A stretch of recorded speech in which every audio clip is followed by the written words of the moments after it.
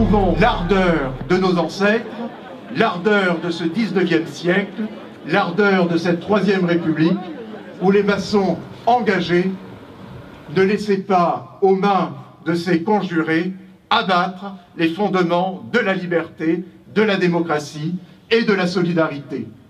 J'ai dit.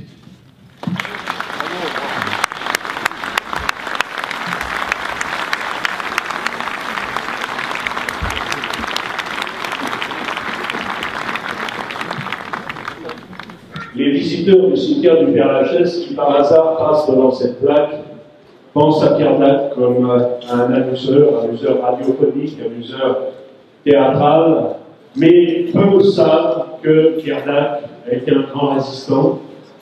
Il a réussi à convaincre un général de Gaulle à Londres que l'humour radiophonique était un moyen de résistance, et peu savent que Pierre Dac était un frère initié à la Grande Loge de France.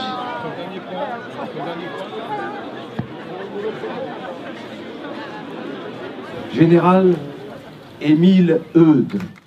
Il fut un révolutionnaire engagé, corps, âme et esprit réunis, gagnant autant ses titres militaires qu'un emprisonnement et 2 condamnations à mort pendant les années 1870-71. Son nom reste associé à son grade, acquis pendant la Commune, général Eudes. Et conformément à son engagement politique et à ses valeurs humanistes, il fut toujours aux côtés des plus pauvres, fidèle jusqu'à la mort à son idéal de justice sociale. Il convient de rendre hommage à l'homme engagé, aux maçons écossais au service de la liberté, aux défenseurs de Paris, aux promoteurs de la dimension sociale de la République, ainsi qu'aux frères en humanité.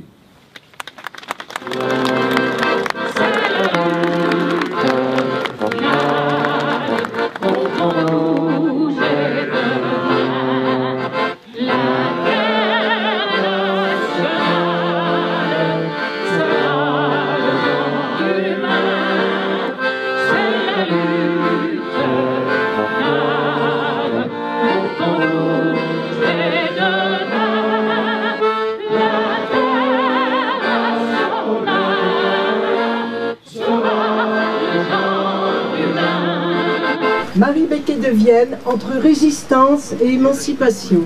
À 49 ans, elle fut une des premières femmes initiées par Maria de Rheims elle-même, le 14 mars 1893. Ceci en même temps que 16 autres femmes, dont sa propre mère, Anne de Vienne. Et certaines de ses fondatrices laisseront un nom dans l'histoire du progrès social, comme Clémence Royer, Marie Pognon, ou encore Marie Bonnevial et Élisca Vincent, qui s'étaient illustrées lors de la Commune de Paris. À une époque où la femme était juridiquement mineure, résister et émanciper fut un combat et un devoir pour Marie Becquet de Vienne.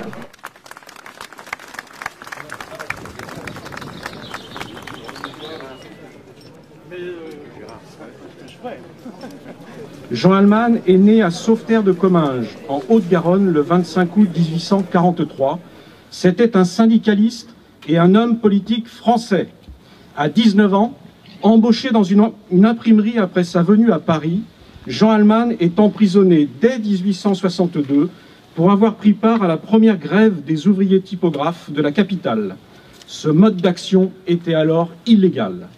Communard, il combat comme officier fédéré jusqu'à la Semaine sanglante dans son arrondissement du Quartier Latin. Dénoncé et arrêté, Jean Alman est condamné en 1872 aux travaux forcés à perpétuité et déporté en Nouvelle-Calédonie. En 1878, il refuse, contrairement à d'autres communards emprisonnés avec lui, de participer à la répression armée contre les insurgés kanaks. Comme tous ses compagnons, il sera amnistié en 1880 et rentrera en métropole.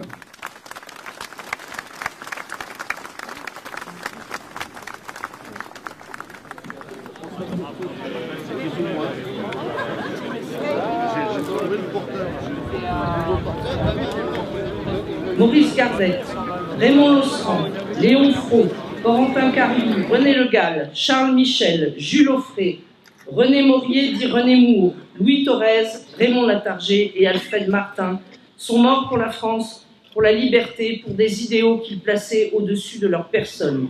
Nous sommes tous unis par une chose, c'est le legs de ces hommes et de ces femmes dont les noms sont sur les tombes. Et leur legs, c'est la résistance, l'émancipation, être du côté des forces qui éclairent le monde, du côté des forces qui libèrent, pas du côté des forces qui oppriment. Moi, je ne veux pas qu'après le 7 mai, on me demande de faire des listes d'enfants dans les écoles. Comprenez bien ça. Dès qu'on commence à faire des listes, on sait où ça commence, on ne sait jamais où ça s'arrête. Ça a commencé par des listes, ça a commencé par des cartes de couleurs différentes. Et après, où est-ce que ça s'arrête? Quand on divise les enfants de la France, hein, et quand la France ne peut plus porter ses valeurs dans le monde, vous imaginez ce qui va se passer? Voilà. Alors je vous conjure de faire les bons choix. Je vous conjure de réfléchir. Et puis après, dès le lendemain, d'entamer les bonnes batailles. La bataille pour la lumière, la bataille pour la culture, la bataille pour l'éducation, la bataille pour la liberté des consciences. Voilà. Je vous remercie de m'avoir accueilli dans votre magnifique cérémonie. Je vous remercie d'être si nombreux et si nombreux.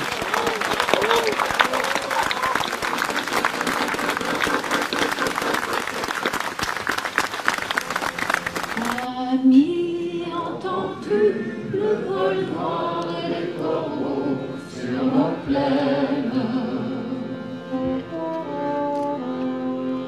Amis, entends-tu les cris sourds du pays qu'on enchaîne? Oh, les partisans, ouvriers, paysans, c'est l'alarme. Nous autres francs-maçons devons plus que jamais redoubler de vigilance et une totale mobilisation en faveur de nos valeurs de liberté, de tolérance, de respect, de fraternité, de paix et d'harmonie, constamment menacés par l'obscurantisme et le fanatisme. Ne laissons pas agir impunément ceux qui font le mal et unissons-nous pour défendre la laïcité, le respect de chacun, le socle des Lumières. En cette période où notre civilisation et nos valeurs semblent bien mal en point, où la tentation du populisme est particulièrement forte, il est temps de partir au combat. Repoussons la haine et l'exclusion, surtout si elle se cache sous des habits neufs. Construisons une nouvelle société plus juste, plus fraternelle. Ne soyons pas les victimes d'un nouvel ordre. J'ai dit. Depuis 300 ans, ce qui nous lie, ce sont ces valeurs humanistes. C'est le désir de volonté de mettre l'être humain, de prendre sa place de citoyenne et de citoyen. La Grande Loge féminine de France, avec les principales obédiences françaises, vous invite aujourd'hui à un rassemblement pour la République et la laïcité. La République rassemble tous les êtres humains, quelle que soit leur singularité, dans l'universalisme de la citoyenneté. Toutes les francs-maçonnes et francs-maçons sont déterminés à mener le combat contre l'obscurantisme et à dénoncer les terrorismes religieux et politiques. Les valeurs humanistes et donc maçonniques sont celles de la République, liberté, égalité, fraternité, mais aussi et surtout la laïcité qui est un pilier. Cela fait chaud au cœur dans ces périodes incertaines, potentiellement troubles, de voir ce parterre de frères, de sœurs réunis devant le mur des fédérés. C'est dans l'unité de cette diversité que nous pouvons fonder des espoirs pour les jours futurs. En repensant à certains projets des communards, à leurs mots, nous saisissons l'incroyable régression dans laquelle le nationalisme et la violence identitaire voudraient nous faire entrer. Mais ça ne marchera pas. La commune peut nous appeler aujourd'hui, nous francs-maçons des obédiences maçonniques adogmatiques et libérales, et citoyens conscients, à résister, à continuer d'aimer l'intelligence critique, les débats libres, les projets novateurs, à chercher les voies d'une république fraternelle et sociale repensée. Nous, francs-maçons, Sortons de notre torpeur, sortons de nos temples, retrouvons, comme je l'ai dit, les grands combattants, les grandes combattantes du XIXe siècle et de la Troisième République. Ne nous en laissons pas à croire par ces briseurs de rêves qui veulent nous imposer la fatalité d'un monde qu'on ne pourrait pas changer. Car certains politiques ne veulent plus changer le cours des choses. Ils ne veulent plus être que les administrateurs irresponsables de mécanismes aveugles qui concourent plus à la paupérisation des peuples qu'à sa véritable émancipation. Oui, nous, francs-maçons,